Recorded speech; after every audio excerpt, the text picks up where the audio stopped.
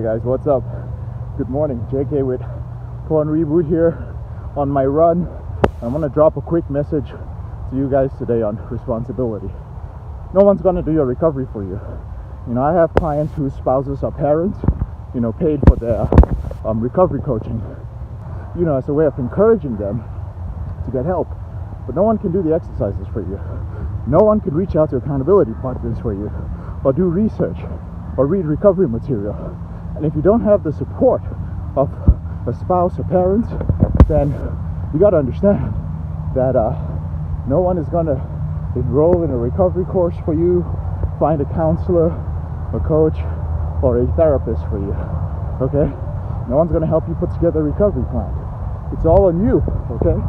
So every client of mine, every single one of them must work harder on their recovery than I do.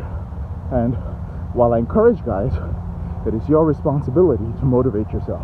Understand that as a man in society, no one is coming.